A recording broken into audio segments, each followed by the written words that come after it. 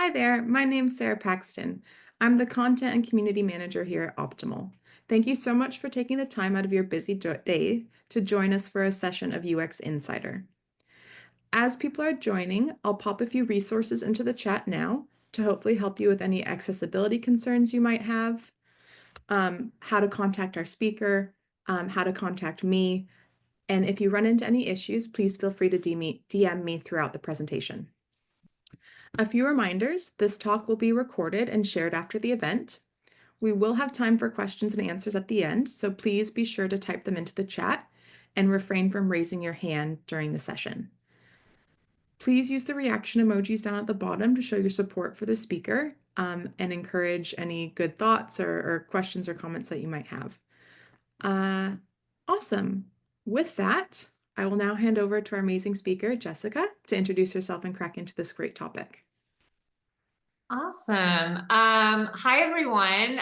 Thank you so much for joining me today. And thank you, Sarah and Optimal Workshop, for inviting me to share some of my learnings over the last decade of my career on a topic that I am extremely passionate about, putting empathy in action and really all around moderating user interviews with sensitivity and impact.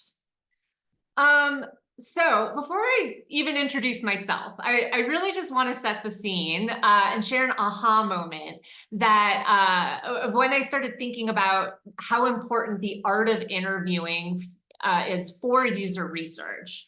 So back in 2019, I was able to snag a ticket to the annual Experience Management Summit hosted by Qualtrics.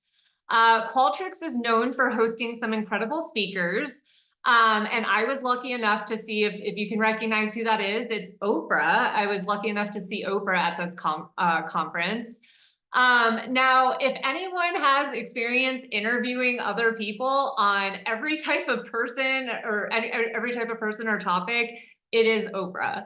And she said something in this conference that really stuck with me. She said, after every interview, no matter who it is, they ask, was I okay? What they really meant was, did you hear me? Did what I say mean anything to you? Validate and let people know they're heard. People are willing to share and open up if they feel heard. And this stuck with me because most user research conversations, if not all of them, require some level of vulnerability from participants if you're trying to get honest, high quality insights. So I wanted to start with this moment because I think it really emphasizes why it's important to prioritize an empathetic approach to moderated interviews, especially on sensitive topics. So next, I just want to share a little bit about my background, especially as it pertains to interviewing on sensitive topics.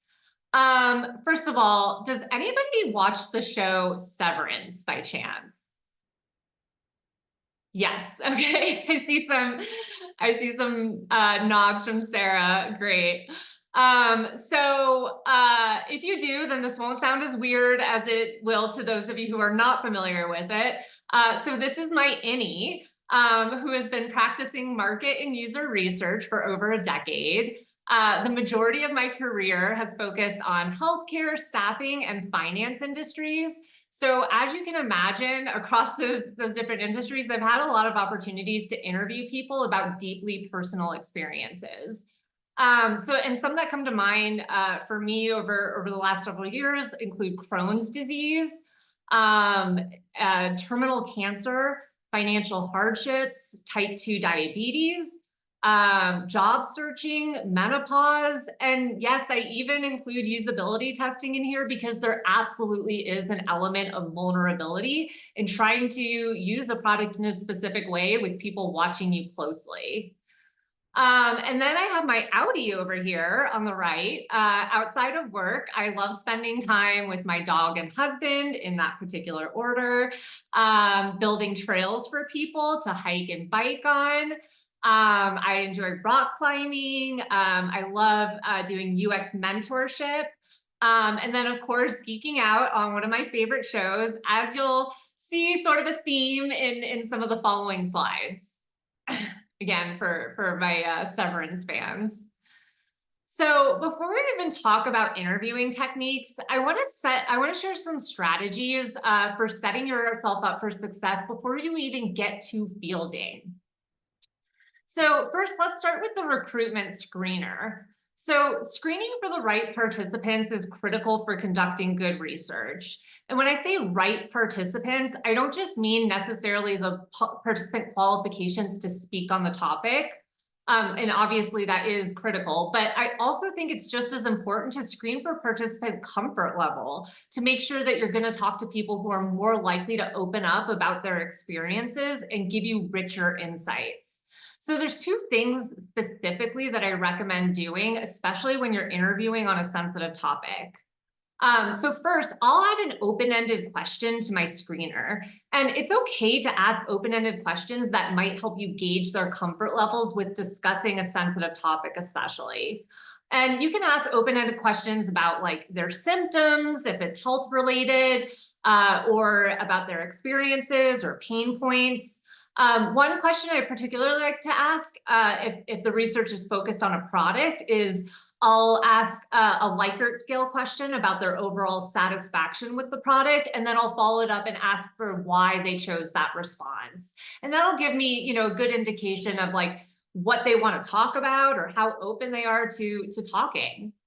And then second, it can also be helpful to confirm that they're just okay with discussing the topic that with others listening in. And that's, if you anticipate stakeholders joining the call.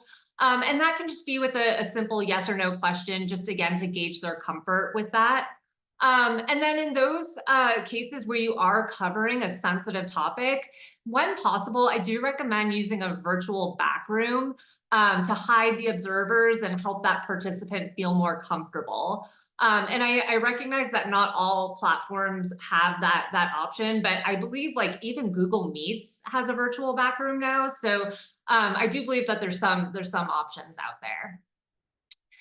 And then the second thing I recommend doing to prepare for interviews, especially again on sensitive topics, is to take some time to immerse yourself in that topic. And I'm not just talking about like articles or academic papers to understand objective information about the topic, but when possible, it can be valuable to visit forums like Reddit or Facebook groups, just to see what people are discussing within those topics. And as a bonus, this may also help you figure out where to probe more deeply in user interviews if you're seeing people talk about something specific. And then last but not least, you want to check your biases. So what I mean by that is, do you have a personal experience with this topic, or is this your first time exploring this topic? You want to make sure to consider your own relationship with the topic and how that may influence how you're navigating these conversations. And I'll share a personal example. I myself have type 2 diabetes. And obviously working at Dexcom, which is a medical device company, we make continuous glucose monitors. I interview a lot of people who have type 2 diabetes as well. So on one hand, I recognize that my personal experience with this topic actually helps me guide some of these conversations. But I also have to remind myself that my experiences with diabetes absolutely do not reflect other people's experiences with diabetes. All right, so now let's talk about strategies that you can implement in user interviews that help you build that trust and rapport. And so before I share some of the strategies, I do think it's important to share who I've learned from over the years, because this is not just stuff that I've kind of like figured out on my own. I've definitely learned from others. And the art of interviewing really does draw from the expertise of other industries. So first we have journalists. And if you've ever watched or listened to journalists interview someone, especially about sensitive topics, you can see how they are very strategic and tactful about how they communicate and ask questions to the person being interviewed. Oh, and then the other profession I've learned a lot from are therapists, for obvious reasons. A good therapist should be a master of helping people feel comfortable enough to be vulnerable with them. And then last but not least, does anybody know who this is? Yeah, this is Chris Voss. He's an FBI negotiator who wrote a book called Never Split the Difference. And you might be wondering, like, why an FBI negotiator? I actually highly recommend checking this book out because a lot of his negotiation tactics do focus on things like listening and empathy that are particularly relevant for user researchers. And actually, a lot of what I'm going to be sharing today comes directly from some of the tactics that he encourages using. So the first thing you want to consider is creating a psychologically safe environment for your participants. This is something we want to do up front and quickly so that we can get to the meat of the interview. So with that said, there's three things I like to do at the start of every single interview, no matter what the topic is. First, I emphasize that there's no right or wrong or good or bad answers. You want participants to understand that this is a conversation, not a test of their knowledge or memory. And participants may sometimes make up an answer that they truly don't know or remember. So it's important to even remind them that answers like I don't know or I don't remember are acceptable answers. It's also important to remind them that they can take a break or even decline to answer a question if they're just not comfortable answering it. And I think these upfront reminders really open up space for more genuine responses. The second thing is tell them how their responses are going to be used. I often tell my participants that the experiences and feedback that they share with us are going to help us learn how to help or support others like them. This reinforces the value that they provide. And it's also equally important to remind them what their responses will not be used for. So for example, if it really is just for user research and it's not going to be used for like marketing or anything like that, I do let them know like, hey, we're not going to use this for any marketing campaigns. This is just to ensure that we simply want to learn from you. And then lastly, you want to ease your participants in with an icebreaker question. Giving participants a few minutes to open up about themselves gets them feeling comfortable more quickly rather than diving into topics, especially sensitive ones, with no introduction. It also gives you, the moderator, an opening to quickly build a bond with their participant by commenting on their hobbies or interests. So some common questions, like I see a lot of researchers just simply ask, tell me about yourself. And that's just an easy way to get participants just to share whatever they feel like is relevant to share. One thing I like to ask sometimes is, what's something you like to do for fun or to decompress? And that gets them sort of in the mental state of like thinking about something that brings them joy, which again can help them feel more comfortable. The next important piece to building that trust and rapport throughout the conversation is to engage in active listening. And there's a few techniques that I find particularly helpful to do this. First, there's the practice of something called mirroring, which is where you repeat or summarize what a participant just said. And this is important not only because it builds trust and rapport by making them feel heard, but it also ensures that you heard and interpreted them correctly. And that ensures data accuracy. I mean, I can tell you there's been plenty of times where I thought I understood what they were saying. And then when I summarized it back to them, they actually had to correct me because I wasn't 100% accurate. So it really is a good gut check, even, outside of just making them feel comfortable. It's good to ensure that data accuracy. And then next is the technique called labeling, which is when you name an emotion or feeling that you sense in the participant's response. For example, if they're telling you about a pain point or they just described some sort of painful experience, you can say something like, that sounds like a frustrating experience. And again, it's just a simple thing to say, but it really validates their emotions and helps them feel heard and ends up making them more likely to open up. And then lastly, I encourage researchers to offer frequent affirmations throughout the discussion. Giving participants positive affirmations by thanking them or reassuring them that this is the type of feedback that you're looking for can again increase their confidence and excitement in sharing those personal experiences or feedback. The next thing that I found helpful to adopt throughout the conversation is this concept of tactical empathy. So, tactical empathy, this is just a fancy way of saying we should normalize their experiences as much as possible throughout the discussion so that they feel comfortable enough to share their true feelings and deeper motivations. And there's two ways that I try to implement this idea of tactical empathy. First of all, one thing I try to do is frame the experience as like a wide range. And for example, I ran a study where I did ask women about their period symptoms. As you can imagine, that might not be the most comfortable thing to discuss. So when I asked about it, I tried to frame it as a range where I say, I've heard from others that they experience anything from nothing or mild cramping to severe pain that can leave them bedridden or even hospitalized. And then I ask them where they see themselves in that range.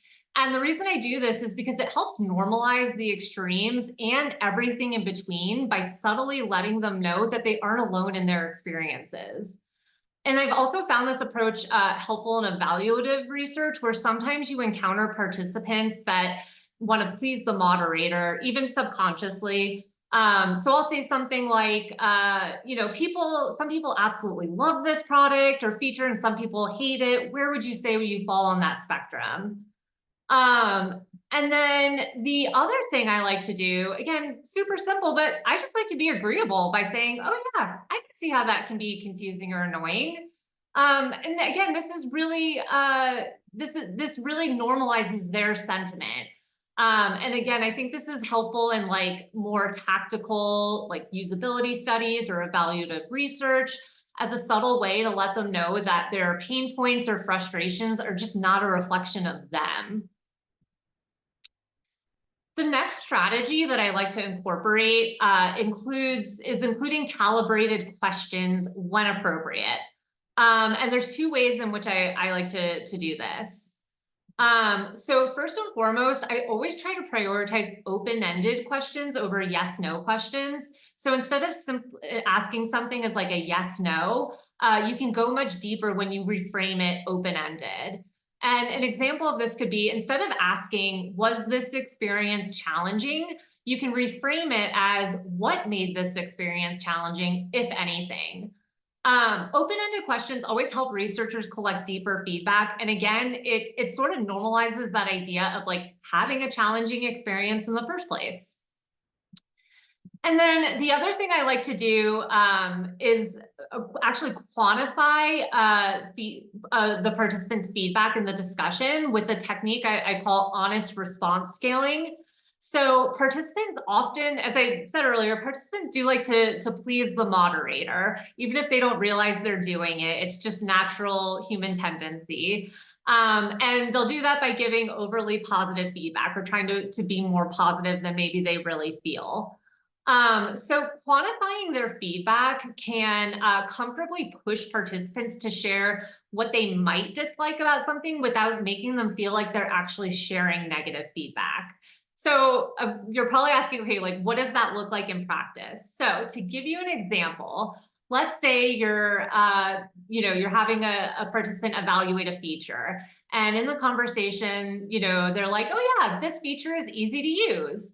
And I could ask, okay, is there anything you would do to improve it?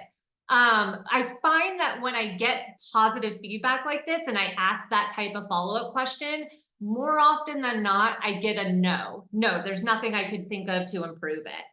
But if I follow up their statement of, yes, this feature is easy to use, if I follow that up with, okay, great, on a scale of 1 to 10, with 1 being extremely difficult, and 10 being extremely easy, how easy would you say this feature is to use? And if they give anything less than a 10, like even a 9, which is still a really good score, it does open the door for you to ask them what would make it a 10. So this tactic can be most helpful when you're looking for like more nuanced feedback beyond major pain points. It's probably not something you need to ask if they're more likely to get like a 1 or a 2 out of 10. But again, if they're talking really positively, if you quantify the question, it gives you an opening to ask for some of that more nuanced negative feedback that they might not feel comfortable giving otherwise. And then, so the last thing I like to do in my discussions, especially when we're not like necessarily testing or showing them anything, is leverage creative techniques and activities. Not only does it keep them more engaged and than a general question and answer style discussion, but I find that these techniques actually get them thinking about specific traits rather than general sentiment. And that's when it's leveraged appropriately. So one that I like to use that's like pretty easy to implement in conversations are these metaphor questions. So here I have some really simple examples of asking people to express their sentiment about an app as an animal, or even compare like a setup flow to a sport.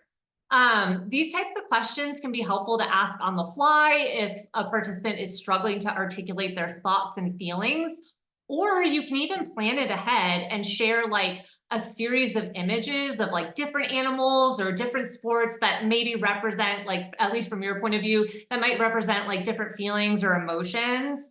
And you can ask them, you know, a creative exercise to choose an image that best represents how they feel about the topic. I also want to note that these questions are conversation starters and should definitely be probed for deeper insights when appropriate. So like the example I have here, you know, if they were asking what kind of app, if this app were an animal, what kind of animal would it be? And somebody says, yeah, it's a cheetah, it's fast, but sometimes it's too quick for me to keep up. You can probe more deeply and say, oh, like, how so? In what way does it feel too quick for you to keep up? And then you can get some of those details. And then the other creative technique I like to use is something called target ranking. This is a fun little qualitative technique if you're trying to compare or stack rank participant preference. I used to use this a lot in my market research days when we would test multiple campaign concepts. And the idea is that you have a target with a statement in the middle, and participants must place each concept on, or in this example, rating sites on the target in terms of how trustworthy each rating site is. So again, in this example, the closer they put the rating site to the target center, the more trustworthy they find it. Now, I think of this as like a creative twist to a normal stack rank exercise, because it not only tells you the ranking, but it also gives you an idea of the distance between each ranking. So what you can see in the visual on the right that you can't necessarily see on the left is that Reddit in the stack ranking is not only marked as the least trustworthy, but it's least trustworthy by a lot relative to how the others compare to each other. And again, with this target, it doesn't even have to be most trustworthy. It's any statement you want to put in the middle, and then you can measure participant, you know, sentiment against that specific statement. So I just use, you know, trustworthiness as an example here. All right. So now that we've talked about the importance and techniques for making participants feel more comfortable to open up and articulate their feelings, I want to close out by sharing how an empathetic approach is actually a good business strategy as well. So building trust and rapport isn't just for the sake of being nice to the participant, even though that is important. It's also how we capture high quality insights. Because when participants feel comfortable and respected, they're more likely to provide thoughtful, detailed, and reflective responses. And more specifically, I think there's 3 things that an empathetic approach gives us. So first, it gives us deeper insight. Building rapport helps participants feel like they're in a collaborative, non-judgmental environment. And this makes it easier for them to think critically and reflect deeply on their experiences, which allows you as the researcher to gather insights that go beyond basic or like surface level feedback. Second, it gives us more data objectivity. So participants who trust you will feel more at ease and less likely to provide biased or socially desirable responses. And again, this is especially important in user research where you need to get the most accurate and truthful feedback, just rather than the answers that they think you want to hear. And again, on the opposite, if you're not doing that, in contrast, if they don't trust their interviewer, their answers are more likely to be surface level or more or less accurate.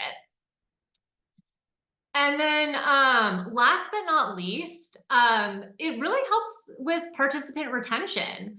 If participants feel respected and valued, they're more likely to be willing to participate in future studies. And this is crucial, not only if you're conducting longitudinal research or need ongoing feedback from a specific group of users, but honestly, it's just good practice no matter what, because as I'm sure a lot of us know, if we've recruited participants in the past, it can be difficult to source good participants for user research. So we don't want to lose the ones that we have. So that is all I have to share. I will be sending this deck out afterwards. So I've combined everything that I just shared today into this handy little checklist in case that's helpful. But yeah, that's all I have. So I'm happy to answer any questions. And Wonderful. this is from Severance as well. Thank you so much for sharing. I really appreciate it. We have had a few questions pop through, which is always lovely. So I'll just jump into those and then we can have a little discussion. Yeah.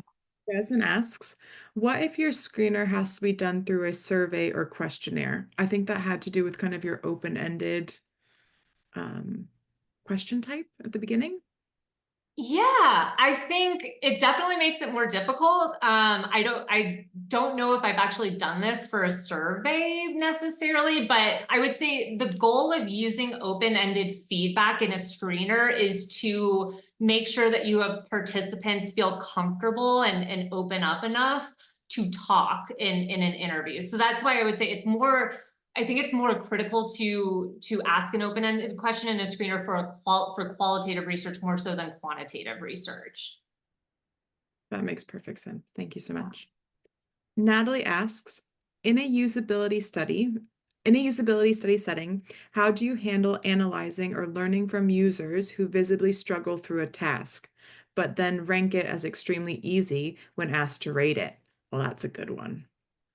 Ooh, that is a good one. I mean, I will say that is a limitation of doing an unmoderated versus a moderated study, but kind of similar to some of the suggestions I made in moderated studies. With an unmoderated study, it is okay to ask, about challenges or pain points in different ways um, to increase your chances of getting that type of feedback. So in the example of like, if you're having the, users go through some sort of task or set of tasks, and it's clear that they're struggling with it, one thing, first of all, that I would recommend doing is piloting it first to see like if there are areas where you might be able to anticipate that users are going to struggle. And then if you do find that in your pilot, you can add specific questions about that specific task or that part of the task that helps, kind of push for that specific feedback. I wonder if also that participant that might be struggling, their perception is that they're not. Maybe they find most things could be quite difficult, and so maybe that's their baseline. Exactly. No, I think that's also a great point, is like if they're just used to that level of struggle, maybe they don't see that as a struggle, which also I think is a great reason why it's important, like unmoderated, well, in any research, it's equally important to observe and ask to see how what they're doing matches to how they feel about it. Yeah. I also just wanted to call out how great I thought the psychological safety tips were. And just across the board, not only in when you're conducting research, but holding team meetings or building that trust in a corporate setting is also equally important. Yes, exactly. Exactly. I mean, There's so many ways to apply psychological safety in the workplace, whether it is internal or it's in a conversation with your users. So yeah, I think that's a really great point. Wonderful. We've had a few more questions pop through, so thank you so much to our engaged audience. We really appreciate it. Next up, what if a participant is uncomfortable answering a question that is directly related to your study goals? I think that is a great question. I have had that happen, and I do think sometimes, again, like implementing some of these techniques is how I've been able to prevent that from happening. So again, making sure like if this is a highly sensitive topic, asking them an open-ended question in the screener to help ensure that they are comfortable, talking about it.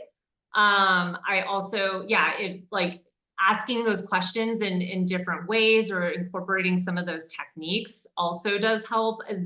Really, I have found that the more comfortable you make them, the more likely they are to open up. And like I said, this is something I have learned by just slowly kind of like collecting these tools in my research toolkit over time. I think when I first started as a researcher, I was very like, I wouldn't want to say unempathetic, but I did kind of treat it like a formal interview. And now as I've, over time sort of turned it into a more open discussion and really like focused on making participants feel comfortable, I have found that I'm really less likely to encounter that. But let's say, okay, no matter what, you did all those things and you prepared yourself, you prepared as best you could and you still have a participant. There's always studies out there where we have those difficult participants, right? Like they just don't want to talk. They don't want to open up, or maybe they just signed up for the gift card, but they have no intention of like actually participating. I will say that's when it's helpful to do something like over recruit, just so that if there's a specific sample of good responses you're trying to get to, especially like in qualitative research where you're working with small sample sizes, it's probably a good idea to over recruit by one or two participants. I do have a question that follows up on that, and I truly don't Yeah. know if this is a good idea or not, but if I'm thinking it, maybe someone else is as well. When you have those difficult participants, Mhm. I think it would be helpful to almost offer a disclaimer, like I can see you're struggling, or I know this is difficult. Like how, and ask them the question, how can I make this a more comfortable experience? And maybe that answer would actually add to your toolkit. Or do you think calling that out directly would actually make someone kind of go back inwards? So I'm gonna give the typical researcher response of it depends. I think it depends on, yeah, how they're not being responsive. If it's clear that they're just feeling like a little intimidated or shy, then it could be appropriate if you feel like if you get the sense that maybe like sharing that kind of sentiment will make them feel more comfortable. But I've also had participants where it's just clear that like they signed up for a gift card and just don't want to engage. And you can say something like, hey, we require your participation to be eligible for this gift card and stuff. And I have done that before, but it's really if somebody is not like in it, is and somebody's not there to really to talk, there's only so much you can do to get them to open up if they really had zero intention of coming in to open up in the first place. So that's why I do recommend just having that backup plan of over recruiting. And similar, like if you've got no shows, I think having a really bad participant that is just not opening up about anything can be almost equivalent to having a no-show, depending on how much insight you're able to get out of the conversation. No, fair enough. It definitely requires you to read the room accurately. Yeah. We've got one more question pop up. Are there any resources or specific training that you can recommend to learn more about this topic? Yeah, so like I said, there was that book that I recommend, Never Split the Difference. I mean it. A lot of the techniques that I shared today came from that book. I think a lot of what he shares is super applicable to the way we run user interviews. Another thing that I try doing, if you recall earlier in the presentation, I shared the different industries that, we can learn some of these techniques from. Sometimes I will actually use like AI or, like ChatGPT or something, and I will say, I want to talk about this topic and I want to ask some questions, but help me ask those questions as a therapist or as a journalist. I haven't tried it as Chris Vaught. I'm not sure if that one would work, but that I've actually used that to kind of kickstart like a discussion guide. And it also, especially if I'm asking as like a therapist or something, it helps reframe or frame those conversations or those questions in a more sensitive way. So I encourage trying that or experimenting with AI as much as you can. I think that's a great suggestion. AI is definitely not going anywhere, and Mhm. learn to use the tools to be effective in our own roles is just going to make everyone's life easier. Yeah. Exactly. Wonderful. Oh goodness, I've just scrolled down. Quite a few more questions. How delightful. Um, uh, this one talks more about kind of difficulties with language or accents. How do you kind of bridge that and make participants feel comfortable if you're genuinely having trouble understanding them? Yeah, so I have had this when if there is especially like a language barrier, and sometimes what I'll have them do, again, it's not ideal, but it does help, is have them actually type out the answer in a chat. So that again, especially if there is a language barrier and it's just like really difficult to understand them, or if their English is not good enough to like be able to do an entire like user interview. Yeah, I do find that just like having a chat response does help with that. Thank you. The next question is, how does confidentiality come into play with user interviews, especially in a corporate setting? How do you balance that with delivering insights to stakeholders in an impactful way? Yeah, I think that's a great question. So like I said, when you're setting up for fielding, or I'm sorry, when you're starting the interview, one thing I really like to do is let them know how this information is going to be used, and not, and I try to frame it as like your responses, your feedback, your experiences that you're sharing with me today are going to help others like you. And I find that especially on sensitive topics, like if we're talking about Crohn's disease, for example, that can be like a really personal and debilitating condition to deal with. So when I say that at the beginning, I say, hey, like, I know this is, we're going to be talking about some sensitive topics today, but I just want you to know that like anything you share today is going to help us learn and able to help others like you. So they feel like they're contributing. It almost is framing it like they're contributing to their own community by sharing their experiences and opening up. And then when I deliver insights to the stakeholders, especially on sensitive topics, like you want to make sure that you're anonymizing the data as much as possible. And does that kind of, in that kind of anonymity phase of changing those over, do you have a system that you use of numbers or randomization, or how does that kind of work for you? Yeah, sometimes it will be like participant one or participant two, or just, a participant said this. When you have like participant segments, sometimes like maybe you've got participants that like, for example, we do a lot of research with people who have used continuous glucose monitors at Dexcom and people who haven't. So sometimes I will put like, okay, a CGM experienced person said this when I share a quote in a presentation or something, or a CGM naive participant shared this quote. And it's just enough to give important context about who the participant is without actually giving any personal identifiable information. No, makes perfect sense. Have you ever had to handle stakeholders who want you to uncover really specific findings or questions from a study? How do you manage their expectations and balance UX research best practices?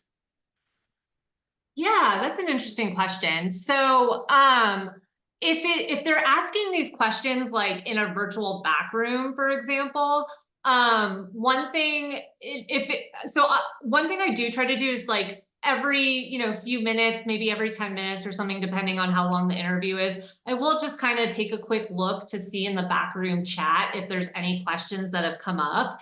And if they come up in sort of a timely manner, it's a little bit easier to sort of weave that question in if we're still on that specific topic.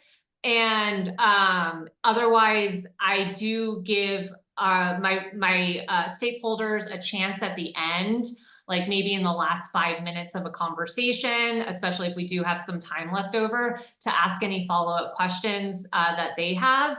But if they have a question, they have to ask it to me in the chat, and then I will ask the participant again, just to keep that like rapport of like, this is a conversation between me and the participant. You don't necessarily want to bring in other people that they haven't really spoken with or connected with yet to ask those questions. I'd also might assume that in order to help balance those expectations with stakeholders, you'd probably have a pre-meeting with them, go over the questions that you intend to ask, and try and troubleshoot any questions that you might foresee them trying to ask to incorporate that into your questions in the beginning. Yes, yes. And I think that that is typically the case with more evaluative research. When you get into more generative research, like when you're uncovering unknown unknowns, you can align on like what you're trying to understand very broadly. But what I've noticed is with a lot of these like more generative research discussions is a lot of times we're sort of like learning new things to ask about as we're in that research. So another thing that we can do is, especially in generative research, is hold a debrief after the first interview and maybe even after the second interview or the third interview, just to see like, hey, was there anything you heard from that interview that you want me to probe into going into the rest of the interviews? No, that makes perfect sense. And thank you for taking us on this kind of journey. I feel like I've learned so much from creating a safe place to asking the tactical questions and then how to incorporate stakeholders to make sure that you're getting the insights that you need. Um, so the questions have started to slow down. So with that, any final words or last statements that you'd like to share? No, I would say like if you my LinkedIn chat is always open. If you guys do have like any questions about specific question framing or ways to make participants comfortable with in specific topics, I'm always happy to brainstorm. So yeah, Well, thank you. thank you. And with that, this talk was recorded. We'll be sharing it probably tomorrow, along with the slide resources and a few other helpful links. So thank you everyone again for taking the time out of your busy days to join us. We really appreciate it. And thank you so much, Jessica, for sharing all your sites and your insights. Thank you so much, Sarah, and thanks everyone. Bye bye. Bye.